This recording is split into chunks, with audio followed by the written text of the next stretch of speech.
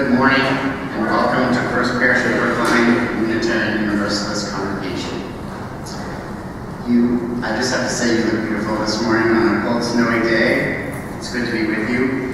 Wherever your life and faith journey have taken you, you are welcome here.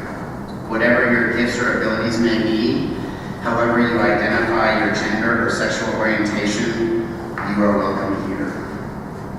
If this is your first time with us, please fill out a visitor card found in the back of your pews and place it in the offering plate later in the service.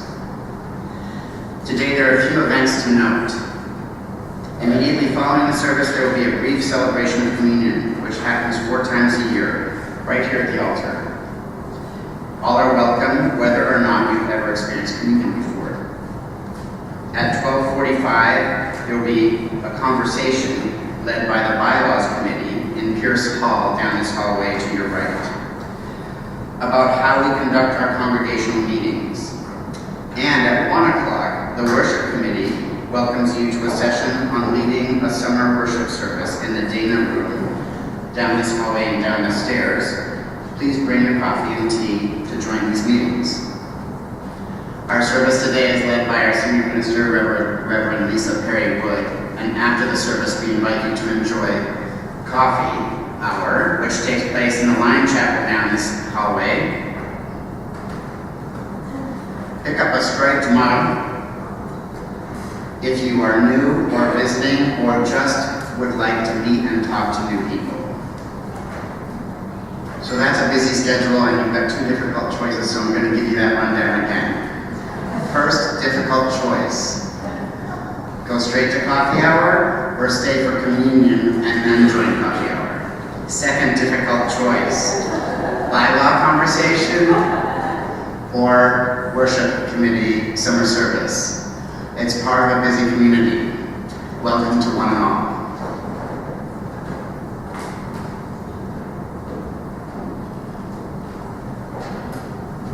Good morning.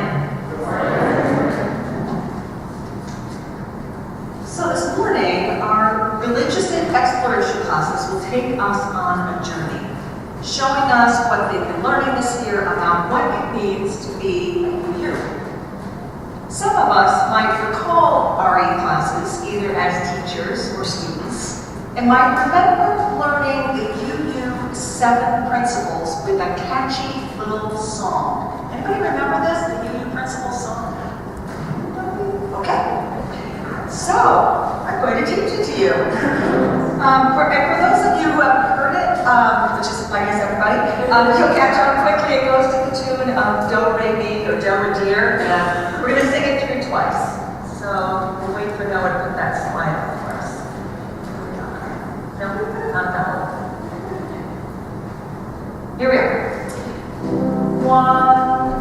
1, each person is worthwhile. 2, be kind in all you do. 3, we help each other learn. 4, and search for what is true. 5, all equal and opposed. 6, build a bear and raise a world. 7, we take care of the earth. That brings us back to me and you. Let's try one more time, maybe just a tiny bit faster, right? 1, each person is worthwhile. 2, be kind in all you do. 3, we help each other learn. 4, and search for what is true. 5, all people get opposed. 6, build a fair and peaceful world. 7, we take care of the earth.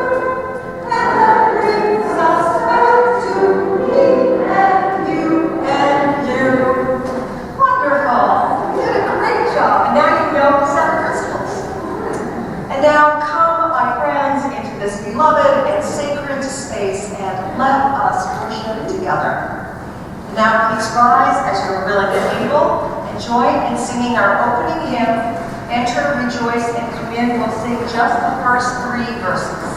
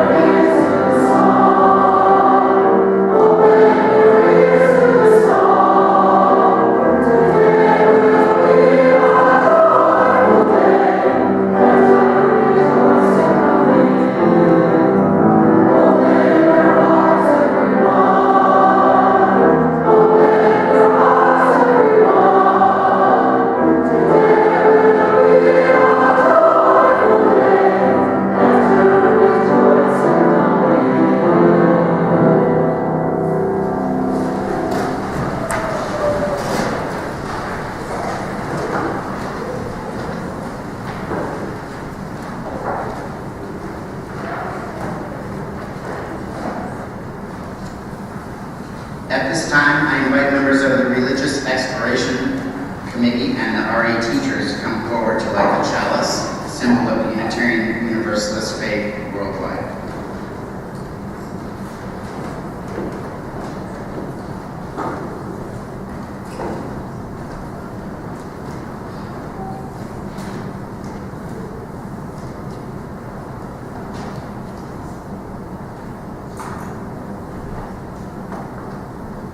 As they light the chalice, please join me in our mission affirmation printed in the order of service in English and then in Spanish. We give ourselves one unto another, covenanting to walk together as a congregation, promising faithfully to watch over one another and to delight for love to abide in our midst. Los entregamos y nos comprometemos a amarnos como congregación, prometiendo con mucha fe cuidarnos mutuamente y elevarnos en el amor que permanecerá entre nosotros. Each week we also light 2 candles of peace and hope. Each candle representing a different place on earth that we want to lift up and remember this morning as a sacred encounter with the world. Today we remember 2 places that we especially hold close in this service and through the week ahead. After each of the candles is lit, we will speak the words of peace in English, Arabic, and Hebrew. Peace, salam, shalom. Our first candle is lit for International Women's Day, which was yesterday. The campaign for 2019 asks, how can we forge a more gender-balanced world? Celebrate women's achievement, rise awareness against bias, and take action for equality. May it be so. Peace, salam, shalom. Our second candle is lit for the safety, health, and well-being of all children at risk. May all young people have all the protections they deserve, and may the rights of children be fully acknowledged everywhere as basic human rights. Peace, salam, shalom.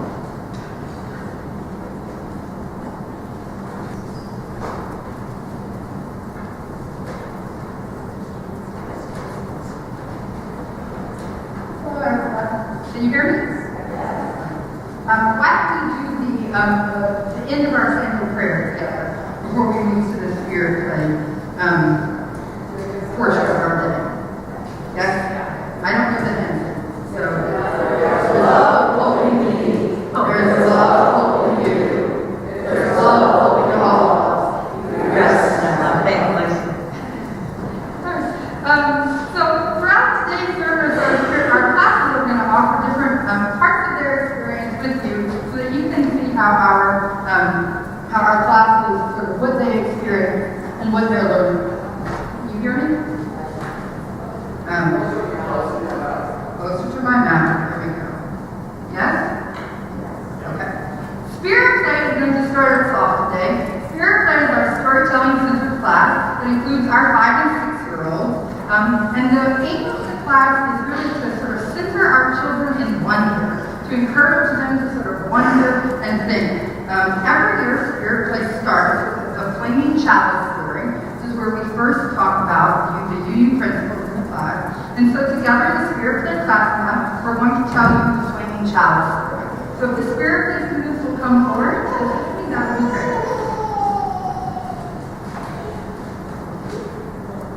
All of our Spirit Play stories start in the box.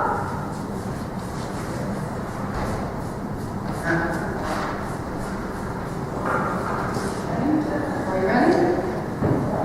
Okay. All right.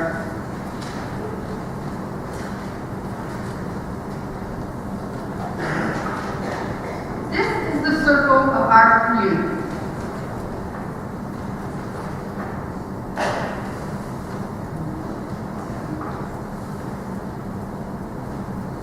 It is gold.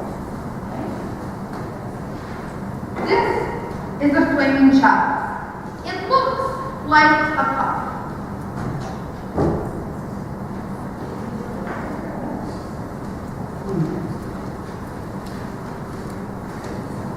It is a very big cup. I wonder what this large cup could hold. You think this could fit into our chalice?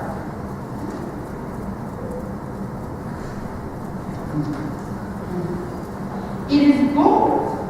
Some people feel that the chalice holds the spirit of love and justice and truth. And maybe it holds the spirit of mystery, which we all experience. What goes in the chalice? A candle.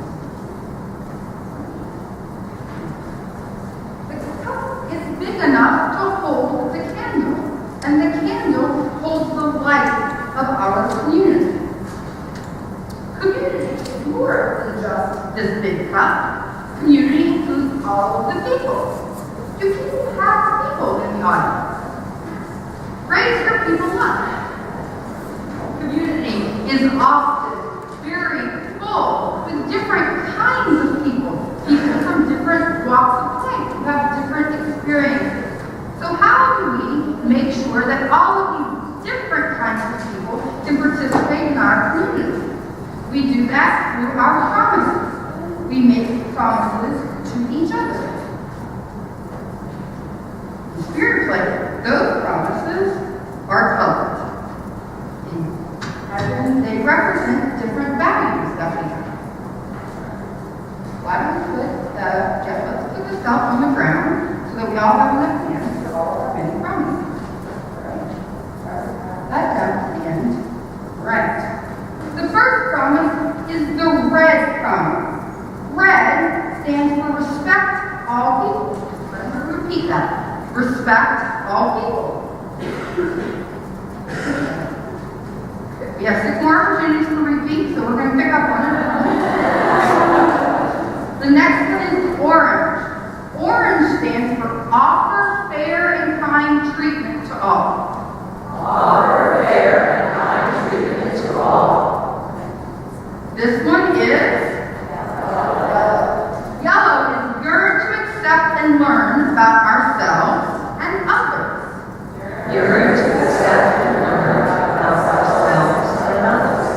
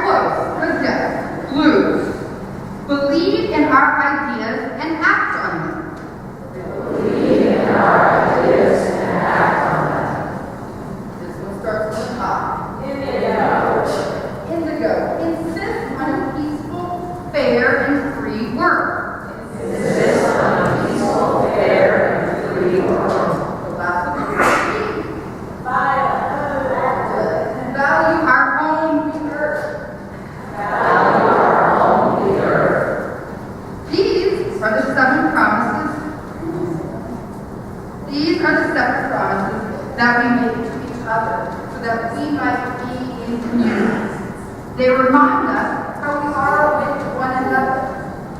I wonder if I've seen any of these things in worship before. I wonder which part of the story you think is the best. I wonder how big a community can really be. Now we're going to put the box back together so that the next time we tell the story, all of the pieces will be together.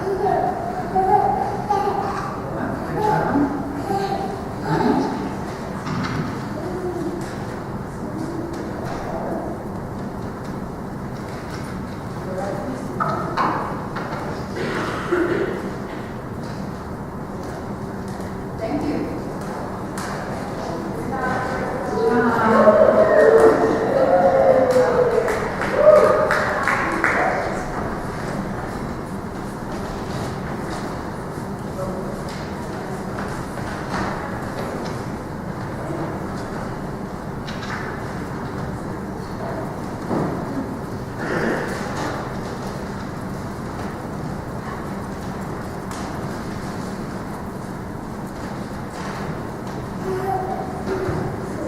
Yeah, hi, I'm Monica Brady-Myroff, and this is Larry Grosky. We're the co-teachers of Neighborhood Faiths.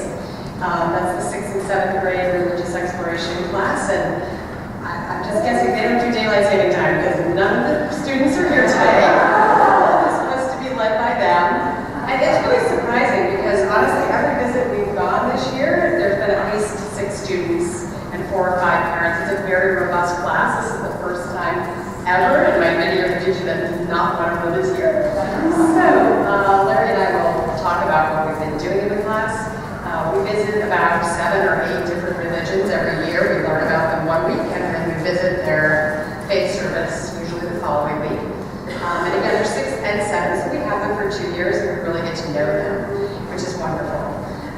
So I thought we'd just highlight 3 of the religions we visited this year and what the experience was like. Luckily, I took notes on what the kids said last week. Last week we went to the African Methodist Episcopalian Church. It was the AME Baptist, AME Zion Church down in Boston. And the kids just felt very welcome. Everybody came up and introduced themselves to us and shook our hands and repeatedly welcomed us. And they also noticed how different it was from our service, and that people were very vocal and shouting out amen and hallelujah. There's lots of singing, and we went on very long. It's one of the kind of the highlights of the Neighborhood Faith trips, honestly, because it's the most lively of them. And the longest. But we noticed, and I pulled out to read their mission statement because they also have a mission statement that they read as a church. So I'm always looking for ways to tie in what are we learning in that faith that we also do in UU. And so I'll read the mission statement, which is, the purpose of Columbus Avenue AME Zion Church is to reach the unchurched, the lost, expose them to God's love and word, equip them to exalt, praise God, enjoy the fellowship of other believers, experience the work of the ministry, and offer themselves to Christ. So it's very different from our mission, but everybody joins in and says that at every service. So that's one thing to learn. The other religion I'll highlight briefly is Islam. We try to do the major religions every year, so we'll always do Christianity, Islam, and Judaism. This year, the group went to the Islamic Society of Boston and learned what they took away was sort of how, when praying in Islam, you're always centered on Mecca. And you always have to place your prayer mat, pray in the direction of Mecca. So I downloaded the Find Mecca app, because I thought it'd be interesting to know where is Mecca in relation to how we pray at this church. And I thought the kids would like the app, but since they're not here, what I learned though is we're basically facing Mecca. This right about there is Mecca. So if you were in Islam and you were praying, you'd have to always face a little bit northeast that way. And now let's talk about the Bible. We also visited the Quaker Friends of Beacon Hill, and we went through their service, and they had a discussion of Quaker beliefs there. Quakers are members of a group with Christian roots that began in England in the 1650s. The Quaker service is silence for 1 hour. They don't read the Bible. No one leads the service. There is no singing. People are supposed to quietly pray and think about their relationship to God, and if the Spirit moves them, they can stand up and speak to the congregation. But we didn't do all of that. We just sat quietly for 15 minutes, which was a long time for both the teachers and the students. And then we had a discussion of Quaker beliefs after that, and led by students from their 6th and 7th grades. Really interesting. Now it's our time for our UU version of the Quaker prayer by sitting in silent reflection for 2 minutes.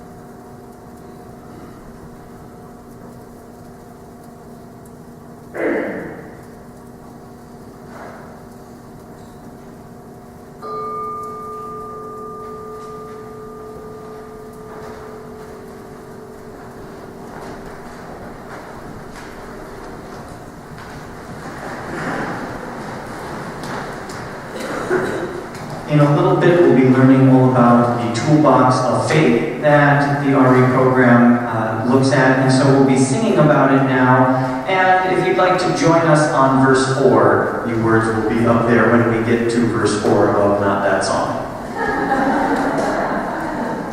Of that one, when we get to 4. Yeah, all right.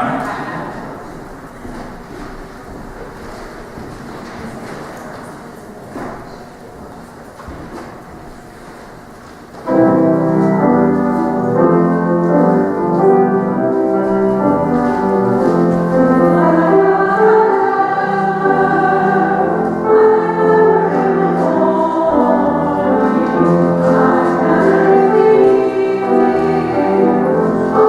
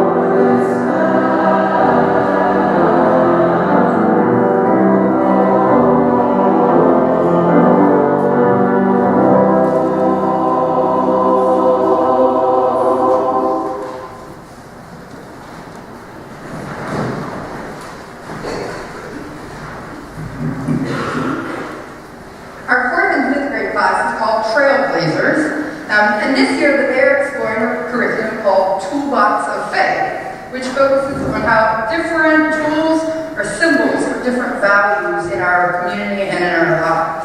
So the Trailblazers class is going to come forward first, and they are going to offer our time for all ages, for all the kids. So if Trailblazers, if you will come up, that means if you're in the 4th or the 5th grade, come on up, and then everyone else come and join us.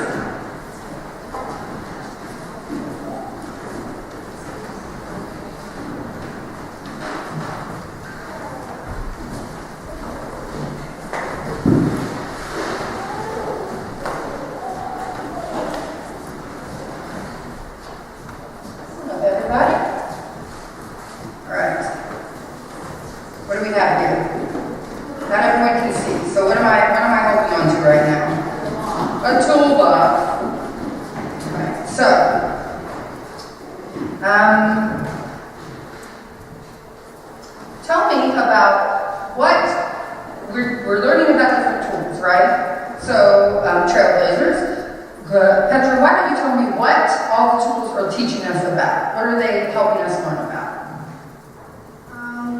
They're helping us learn about values that we can learn in life later on.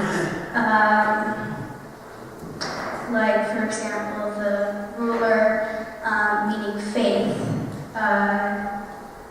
and the hammer meaning power and justice, and the paintbrush meaning expression. So, why don't we talk about the paintbrush? Okay? So what does expression mean?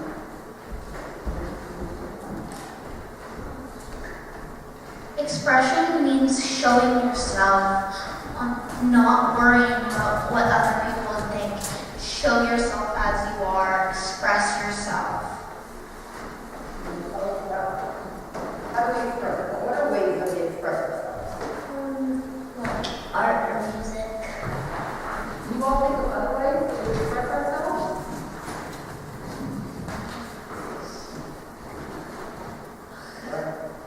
We use our face, like a smile or something. Our feelings. Express our feelings.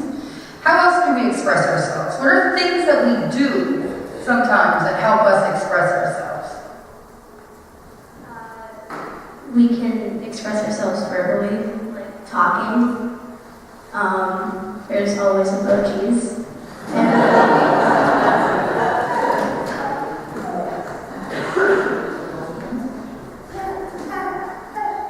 Maybe if you play music, you could create a song based on your feelings that could be expressing yourself. Maybe also writing. What are other things that you all do to express yourselves? You can use body language. Maybe dancing? You want to dance? Yeah. So, partly, we look at these different tools and they teach us about different things, right? And they give us an opportunity to think about how that idea works out in our lives, right?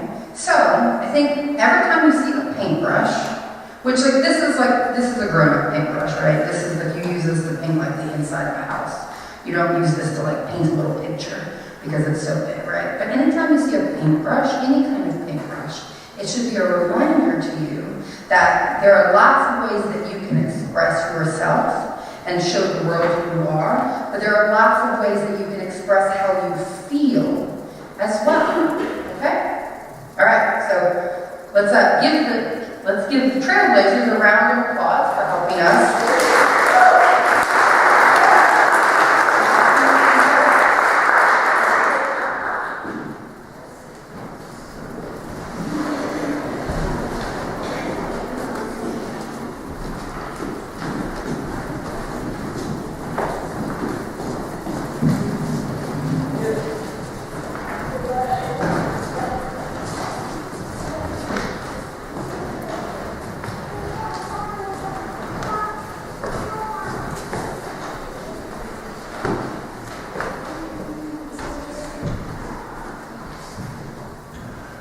Good morning, church.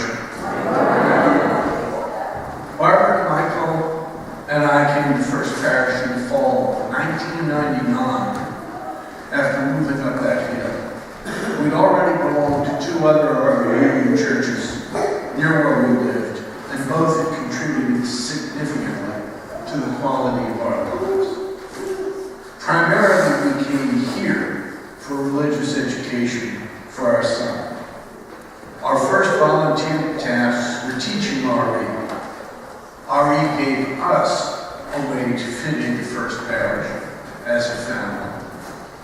Michael will be 30 this September, but many of the kids that he grew up with and grew up with in RE are still his friends, just as many of the parents that we met have become our closest friends.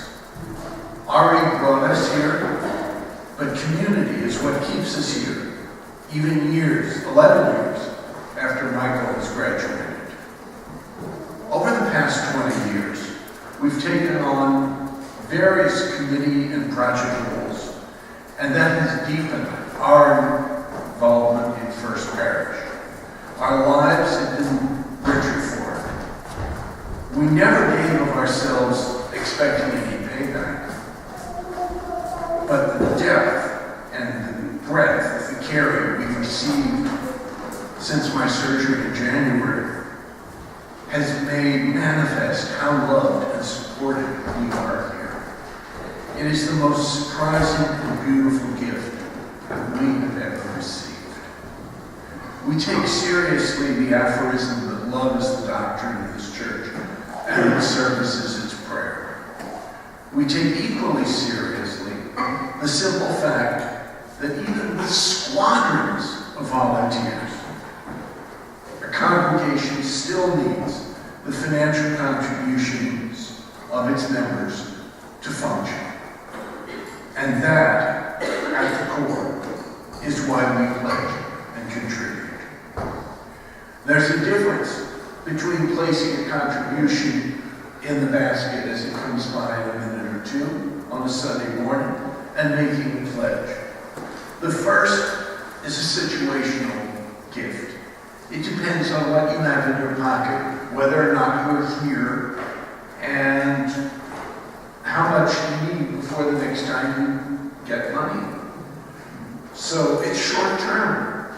The second is intention. It presumes that you look at what you have, what you need, and what you value. We all make budgets, either formal, informal, deciding what we can or cannot afford to do, based on some calculation of what's important to us now and over a longer term. Since Barbara and I have retired, our family income has dropped again, and we've had to make a bunch of new calculations. But we make First Parish a priority in our charity budget, as we make it a priority in the time and energy that we contribute. My hope is that all of you look at the community that fills your heart and invest with a pledge to First Parish that reflects and honors that. Thanks.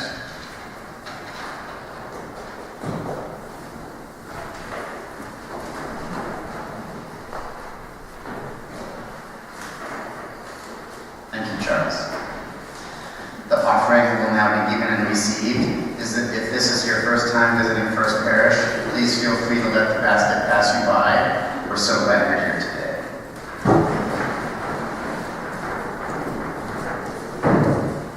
Thank you.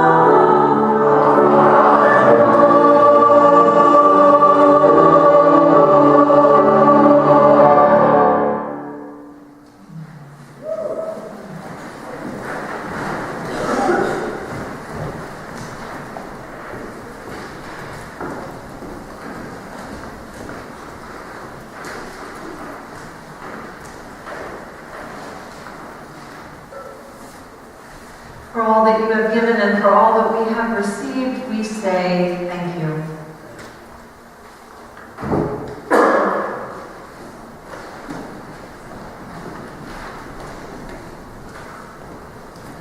Our second and third grade class is called Pathfinders, and they have been exploring how they live their faith in everyday ways through a curriculum called Signs of Our Faith. They're going to share with us an activity and help them ask big questions this year. So if the Pathfinders, and maybe their siblings would like to come up to lead us in this activity, that'd be great. And I'm actually, my name's Matt Bracken, I'm one of the teachers. I think I'd like to invite maybe a little bit more kids because we have a bunch of things that I could ask help from the kids to read out some of the lessons that we learned from this exercise. So this was a class that we led. We got a co-teacher in this. You want to come up too? So Nathan Freckness and I, all right, here we go. So this class idea was kind of trying to answer the question of why we come to church, which is something I always try to remind the kids, and even myself, like, why do we come here? And this exercise was to ask the kids to generate big questions, and that's kind of like, that was the answer to that one that I posed then, why do we come here? And it's mostly, we were kind of talking about to answer life's big questions and to face the huge uncertainties that are in all of our lives. And so we had, let's see if we can, who feels comfortable reading something? All right, we got to figure this out. Okay, so you take that one and we'll take this one and this one.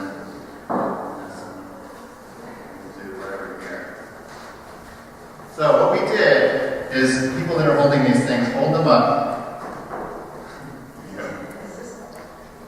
So what these are they, you can see that they're kind of in shapes, and they're shapes that fit together like this, and there's multiple stacks of these. So what we did first is we had their puzzle pieces, and we're all trying to figure out the puzzles of our lives and trying to figure out how everything makes sense. And so this is what this was talking about, and what we did first is we brainstormed these big questions that the kids had. So some of these big questions were, you want to read?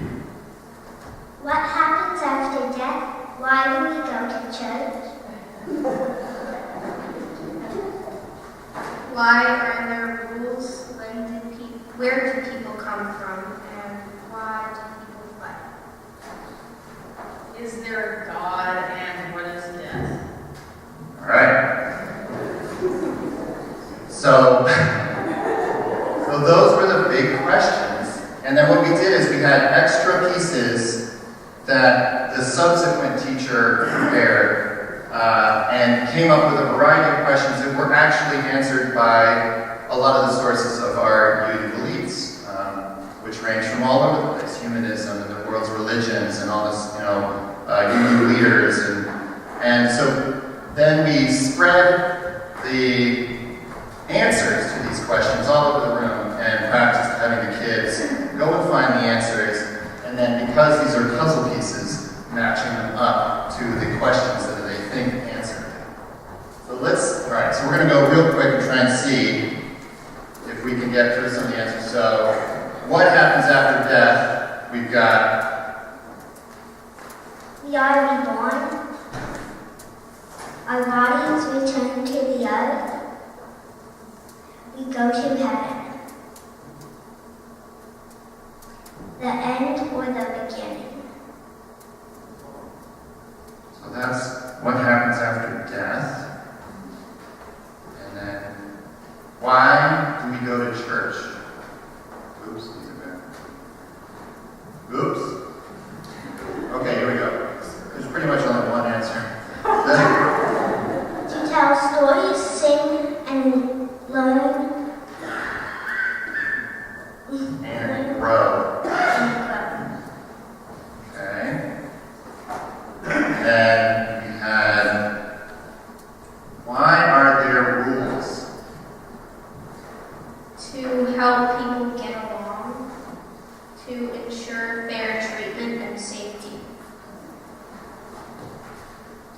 And then, where did people come from? We evolved from simple organisms and monkeys.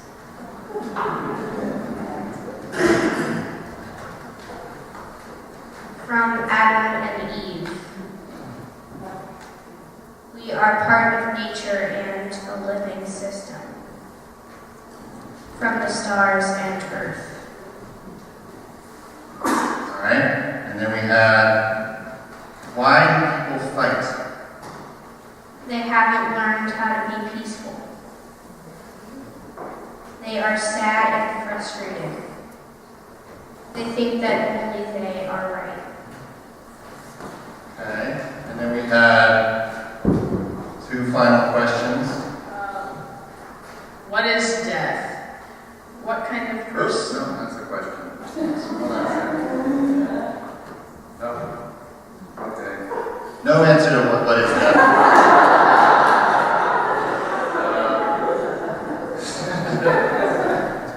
Yeah. All right, we'll table that one. Let's hope there's some answers here. Is there God? Yes.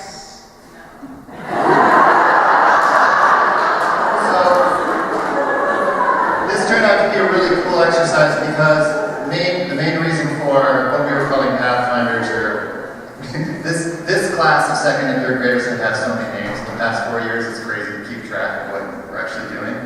But the idea is that we all come to church on different paths, and each different answer it can be applicable for all of our lives and each individual lives. And so each child can have their own viable answer for why we come to church and the answers to the big questions that we all have.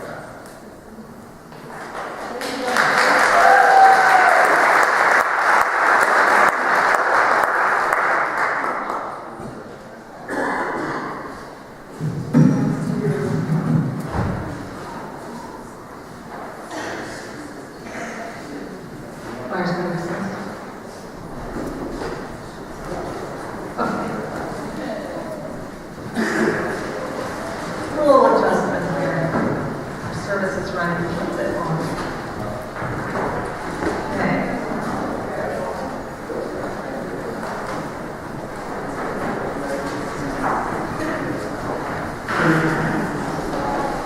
Choir recess. I'm going to invite my actors. I have 3 actors. I'm going to invite them to come forward. Please come forward, First Parish Players. Oh, got my prop.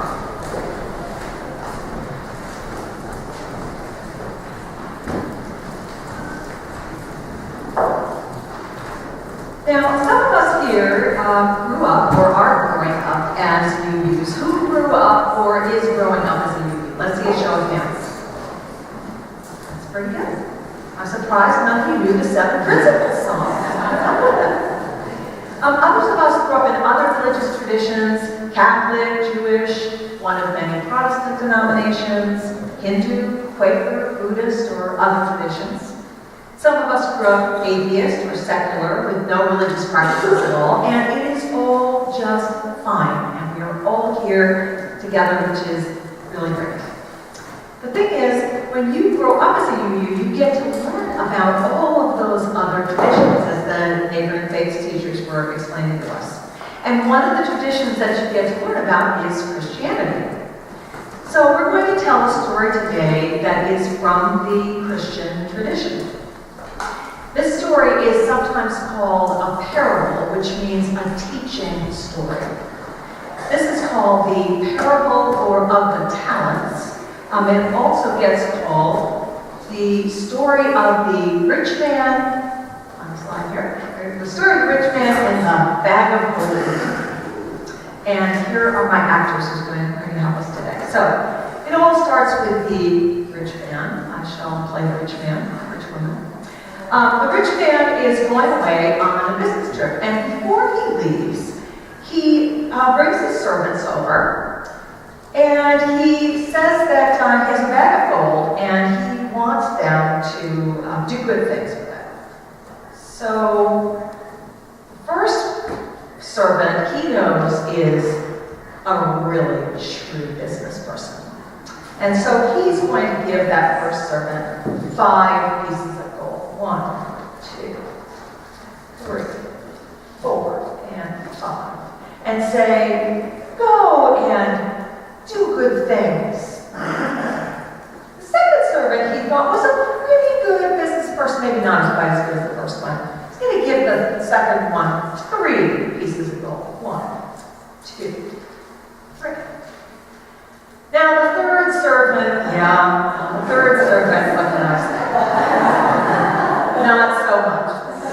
So he's just going to give the third servant 1 piece of gold. And to all of them he said, go and do good things with my gold. So some time passed, and the rich man returned, and he called his servants back again because he wanted an accounting of what he had given them. The first and second servants had doubled their gold. Well done, said the rich person. You are good and faithful servants, and I am very pleased with you. Good job, good job. The third servant said, Master, I know you are a hard person and very demanding, and I was afraid, so I hid my gold. But here it is. Well, the rich person scolded and said, you should have invested like your brother and sister, and then there would be more for me. So what does this story mean? What is this story trying to tell us? If we had time, I'd ask you for your ideas, but you can think about that. We're going to tell another story that I think will explain this parable. So you put your props down there. Maybe you would be up here, your seeds. 2 seeds were lying side by side in fertile soil. The first seed said to the other, I want to grow. I want to send my roots up into the air above me. I want to unfurl my tender buds like banners to announce the arrival of spring. I want to feel the sun on my face, the blessing of the morning dew on my petals.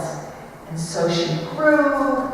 Eventually her seeds fell, and she was reborn each new spring. The second seed said, I am afraid. If I send my roots down into the ground below me, I don't know what I will find.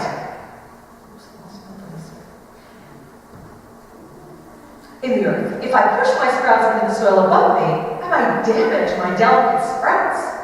What if I let my buds open and a snail tries to eat me?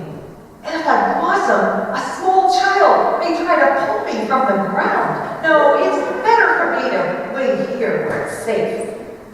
Then along came a rooster, scratching around in the spring soil for food. He found the sprouting plant, and he knew that it was too large for him to eat. Then he came upon a seed hiding in the protected garden, and he knew it was just right to eat. So the lesson or the moral of the story is that those of us who hide from the blessings of life, they miss out on experiencing the grandeur of all that is offered to us. And that helps us to understand the story of the rich man and the servants. The bag of gold represents life. The bag of gold represents life. The third servant, like the reluctant seed, represents someone who's afraid to fully experience life because there might be problems. So they protected themselves by burying into the ground or hiding their gifts. The first seed, like the first 2 servants, bravely stepped up, pushing through the earth, taking a risk, even though she could have met many dangers and hardships along the way. So the story is telling us to engage with life fully, even if that sometimes involves taking risks and being vulnerable. To hide from life like burying gold is to waste an amazing gift. But it's still puzzling, right? Why did the rich man give one servant 5 gold pieces, one 2 pieces, and the other one only 1? Well, here's one different talents and abilities, different gifts.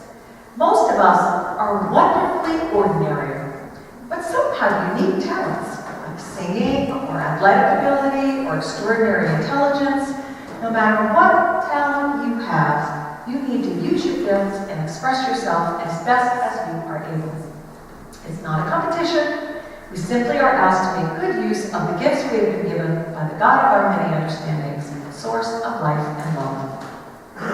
I hope this story gives you something to think about. The thing about a Christian parable or teaching story is that there are a lot of ways to explain it and understand it. And some of the adults here might be thinking this story reminds them about this month when we're talking about gifts of gold to support our congregation in this place that we all love. And of course, that's another interpretation of this story. We can invest our treasure here in this place instead of hiding it away. We can use the gifts and resources we've been given. We can help young people like the ones we've seen here today grow and blossom in our UU traditions so that then this community of love and connection will continue to grow and flourish for generations to come. May it be so. Amen. Blessed be.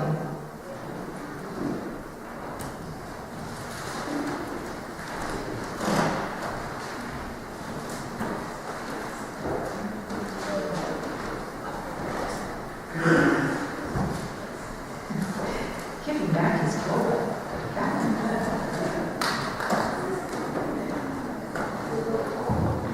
Oh, thank you. Now please rise if you're willing and able and join in singing number 1064, Move Over. Thank you. Thank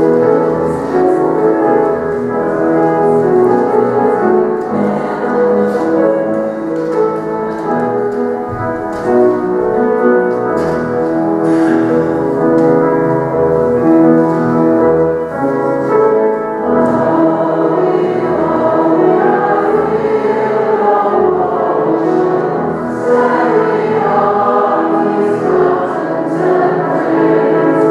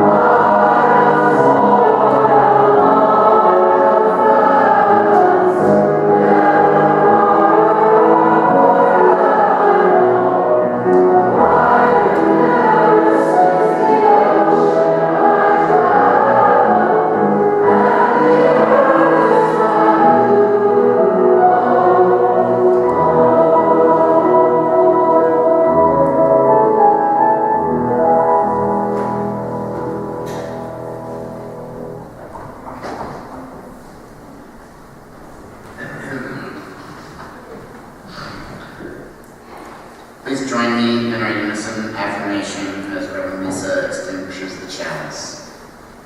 We extinguish the flame and not the light of truth, the warmth of community, or the fire of commitment.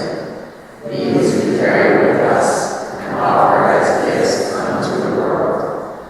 Please take. Now please take the hand, touch the shoulder or arm of someone near you for our benediction.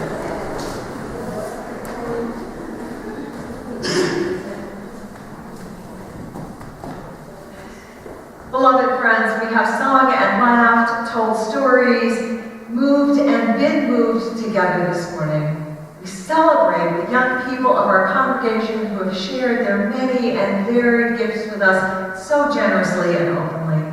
May we follow their lead and share our gifts with each other and with the world. As you go out from this place, be a blessing to all those you meet, and may you yourselves be blessed. Amen.